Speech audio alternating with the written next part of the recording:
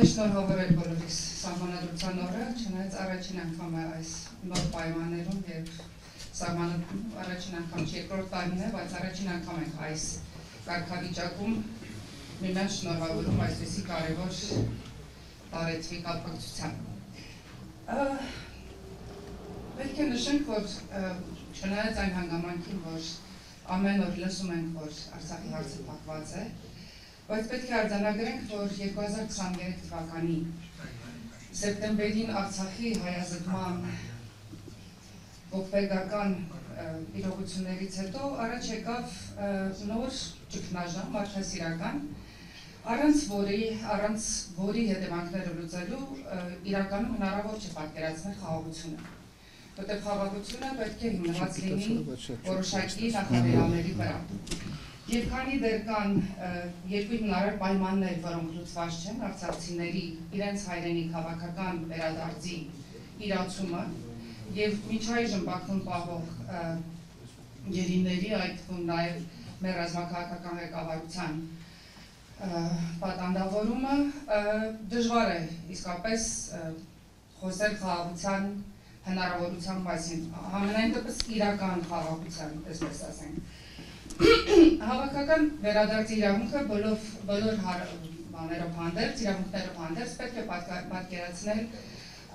այս ենթատեքստում, այսինքն վերադարձի իրավունքը պետք է լինի հավաքական եւ արժանապատիվ։ Արժանապատիվ, այսինքն իրենց ինքնորոշման իրավունքի իրացումով հանդերձ։ Վերադարձ այն սկզբնական պահին, երբ որ որի պայմաններում հնարավոր չէր այնտեղ մնալ, իհարկե պատկերացնելի չէ։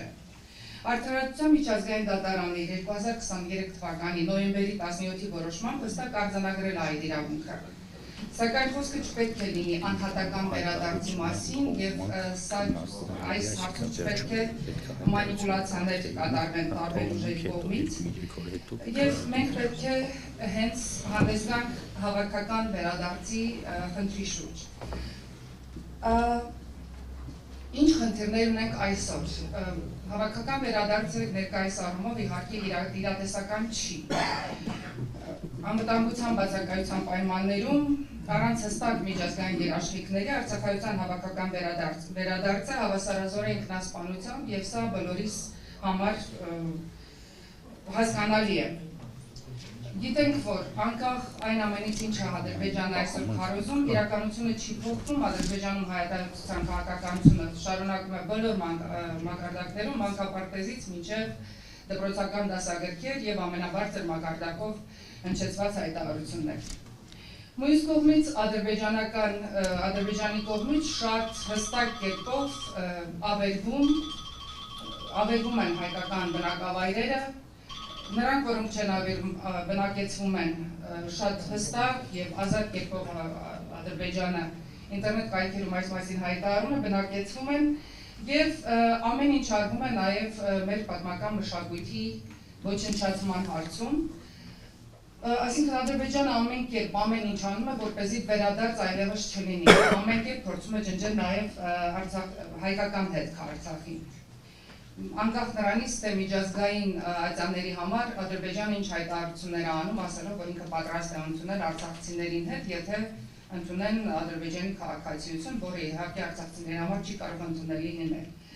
Մյուս կողմից Հայաստանում նույնպես կան այս հարցի լուծման համար ահագին խոչընդոտներ, քանի որ պաշտոնական Հայաստանը Արցախի հարցը փակված է համարում։ Եվ յուրաքանչյուր ոք, ով հակառակն է պնդում, սպառնալիքի տակ է դնում արդեն իսկ Հայաստանի անվտանգությունը, ամենայն դեպս այսպես է պաշտոնական խոսույթը։ Այսինքն սրատակ ենթադրվում է, որ արցախցիները թողել եկել են իրենց հայրենիքը, կարծես ինքնական, եւ պետք է համակերպեն այս նոր իրողության հետ, պետք է բնակություն հաստատեն Հայաստանում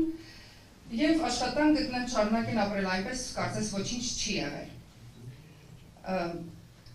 Այլ կերպ ասած, Արցախը կարծես թե այսօրվա այսպես ճակերտավոր խաղաղության գինն էր։ Միևնույն ժամանակ միջազգային հանրությունը նույնպես այս հարցի շուրջ կարծես այդ լուր համաձայնությամբ, երբեմն նաև հրախուսանքով պաշտպանում է երկու կողմերի միջև ընթացող ճակերտավոր խաղաղության բանակցություն ամրագրումը։ Հարցը կարծես թե բոլորի համար արտաքին աշխարհի Հայաստանում մի որոշ մասի, ինչպես նաև Ադրբեջանի համար լուծված է։ Բայց արտաքցիների համար հարցը չի կարող լուծված լինել եւ հենց այդ պատճառով է, որ ստեղծվել է Արցախի հիմնարար իրավունքների պաշտպանության հանձնախումբը, որը հանձն է առել արտաքին ճակատում բարձրաձայնել այս խնդիրները եւ փորձել որոշակի հաջողություններ արձանագրել, աշխատելով ինչպես միջազգային կառույցների հետ, միջազգային զլմ-ների հետ, ինչպես նաև խորհրդարանական եւ միջխորհրդարանական արկա կապերի միջոցով։ Մյուս հարցը, որ Արցախի հանձնախումբը միշտ բարձրաձայնում է իր տարբեր հանդիպումներում եւ որպես պայման է առաջ քաշում, դա իհարկե մեր հայրենակիցների, ազատազրկված հայրենակիցների հարցն է։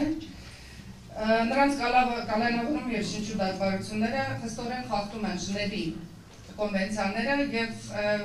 չպետք է թույլ տան, որպեսզի այս մարդկանց ներկայացնեն որպես հանցագործներ, քանի դեռ իրականում իրենց ժողովրդի ինքներոշման իրավունքի եւ կյանքի պաշտպաններն են եղել եւ կատարել են այն ամենը, ինչ որ իրենցից կախված է եղել։ Եվ Արցախի նախկին նախագահների, պետնախարարի զինվորական հրամանատարության բանտարկությունը պետք է դիտարկենք որպես քաղաքական վերահսկողություն եւ փորձենք բոլոր միջոցներով այնպես անել, որ իրանք ճանաչվեն միջազգային հանրության կողմից որպես քաղբանտարկյաններ։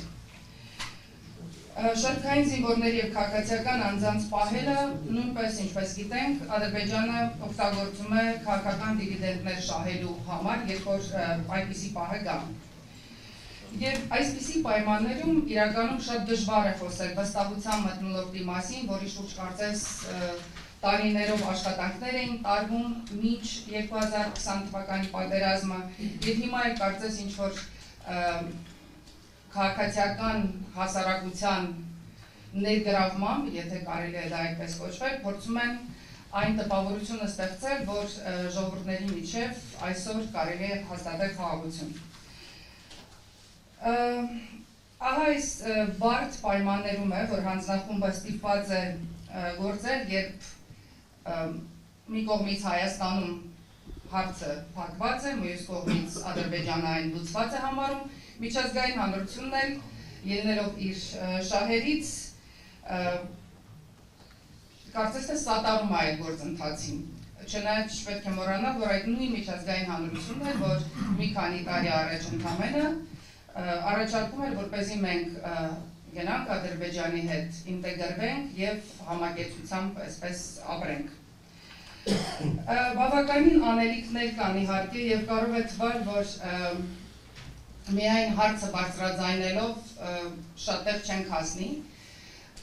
բայց հանձնախումբը չի բավարարվում միայն հարցը բարձրաձայնելով, չնայած պետք է նշեմ, որ իրականում Արցախի հարցը օրակարգում պահելը մեր դեպքում ավելի շատ միջազգային հարթակներում շատ կարևոր է, որովհետև այն կարևոր է նաև Հայաստանի ապագայի համար, ոչ միայն արցախցիների համար, ինչու, որովհետև սա կարող է օգտագործվել նաև որպես լծակ հետագայում բանակցային գործընթացում, որպես գործիք ինչ-որ բանի հասնելու, ինչ-որ ելակետային դիրքեր ուժեղացնելու համար, այսպես ասենք։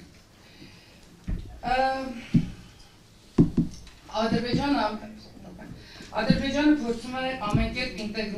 ինտեգրման եւ խաղաղասիրության թեզը առաջ տանել եւ մեր գործն է, որպեսզի դրան հակազդենք բոլոր հնարավոր միջոցներով։ Եվ պետք է հասկանանք, որ իհարկե ներկա պայմաններում անհնար է լուծել հարցը, երբ խաղաղության պայմանագիրը, որը ստորագրվում է էթնիկ զտման եւ պատանդարության հիմքի վրա, չի կարող լինել կայուն եւ լեգիտիմ։ Արցախի հարցը տարածքային վեճ չէ, այն հիմնարար իրավունքների խնդիր է եւ արդարադատության հարց է, որը վաղեմության ժամկետ չունի։ Եվ համենայն դեպս ինչքան կա արցախցին, Եվ այստեղ նաև մի կարևոր հանգամանք նշեմ, որ արցախցիների հավաքական, արցախցիների հանրույթը պահելը նույնպես շատ կարևոր է, որպեսզի չցրվեն արցախցիները, գոնե եթե չենք կարողանում ֆիզիկապես նրանց մի տեղում պահենք, փորձենք վիրտուալ իրականության մեջ որևէ այլ լուծում գտնել, որպեսզի միջազգային հարթակում հանդես գանք ոչ թե որպես ինչ-որ փախստականների խմբի իրավունքները ներկայացնող, այլ որպես իրավական կողմ, իրավական սուբյեկտ։ Դրա համար նաև անհրաժեշտ է պահպանել իհարկե Արցախի պետական ինստիտուտները։ Եվ պետք է մտածենք իհարկե այս ուղղությամբ լուրջ քայլեր ձեռնարկելու ուղղությամբ, որը